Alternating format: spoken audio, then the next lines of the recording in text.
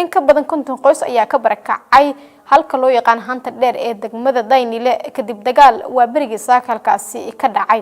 inta la xaqiijiyay hal qof ayaa ku geeriyooday in ka badan 10 kalena waa ay ku dhaawacmeen dagaalkaasi oo muddo kooban ka soconayay halkaasi dad badan oo ku noolaa xaafadda dagaalku uu ka dhacay haanta dheer degmada Daynile ayaa barakacay kadib dagaal xalay ilaa Isaakay halka ku dhexmaray ciidanka xasilinta xamar iyo rag la sheegay inay ka tirsan yihiin ciidanka militariga ku dhawaad 10 ruux oo shacab ah ayaa dhaawacmay halka dhimashada ilaa hadda la xaqiijiyay hal ruux waxaa gabi ahaanba hakad galay ganacsiga ka jiray wadada xiriirisa Kiss Control Afgooye iyo halka dagaalku uu ka dhacay haanta dheer xalay abaara saqdi dhaxo oo sagaalkii habeenimo ayaa waxay dhaceen inuu maleeshiyo hubeysan ayaa meesha isku dhaceen waxa ku dhaawacmay wiil aniga la dhashay meherada ilaalinayay ayaa wuxuu ku dhaawacmay meheradii dhexdiisa sagaalkii saac fiidnimo ayuu ku dhaawacmay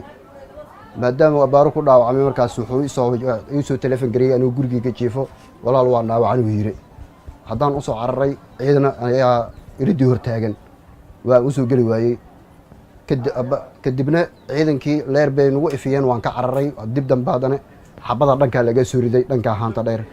markii laga soo riday dhankii xabada ayay aadeen 10kii fiidnimo haddana u imaado wiilkii dhaawac ayaa la baxay xaaladda wiilka waa xaaladda ashmaahan xaaladiisa isbitaal Madiina waxa laga qaban waayay jilibkii xabada kaga dhacday way dhax fariisatay raajaan saarnay waxay yiraahdeen khaliin ma gali karto unigii waan gudbiyay waxaan geeyay keedsanay hadda meeshii ayaa la dhayay waa la dhaqay alxamdulillah waxay dhahay markuu caafimaado ayaa la qalaya seeday haysataa ka waran ganacsiga magaalada uu xiran yahay shaqo ma jiro dhaqdhaqaaq ma jiro